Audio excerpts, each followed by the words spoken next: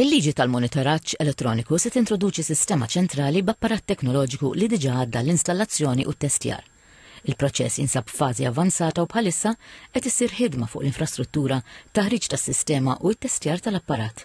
Din il-liġi se tippermetti monitoraġġ elettroniku għal ċerti każijiet bħala alternattiva għad-detenzjoni tradizzjonali f'sentenzi minuri ta' anqas minn sena priġunerija.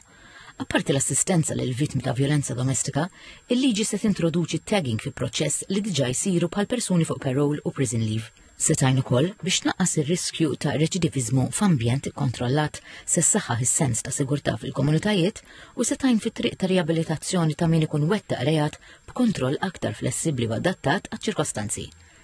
Stqarrija mill-Ministeru għall-Internu s-Sigurtà kwotat lill-Ministru Byron Camilleri jiddiskrivi din is-sistema bħala bidla importanti fl-oqsma tal-ġustizzja u s-servizzi korrettivi li se tidħol b'mod gradwali fil-ġimgħat li ġejjin.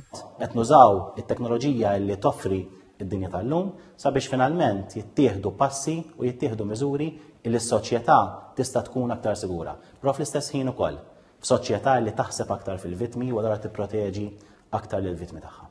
Il-Ministru Camilleri qal il-mod kif inħadmet il-bidla dejjem poġġiet lil vittma fiċ-ċentru. Spjega li biex persuna ma jsirx vittma darbtejn, din ir-riforma kienet akkumpanjata minn passi oħrajn fosthom it-twaqqif tal-Aġenzija għal vittmi tal-kriminalità. Fl-istess waqt il-Ministru Camilleri qal li l-Gvern qed ikompli jsaħħaħ l-element ta' riabilitazzjoni permezz ta' għodot moderni li huma effettivi u ġusti. Ir-rimarka li wara li tibda titħaddem din is-sistema se jibqgħu jittieħdu deċiżjonijiet li jkomplu jtejbu s-sistema sabiex ir-riżultat tal-aħħar snin fejn naqset ir-rata ta' kriminalità u baqgħet waħda stabbli jkomplu jkunu sostnuti. Il-Ministru Camilleri qal li din hija wegħda oħra elettorali li twettqet mill-Gvern.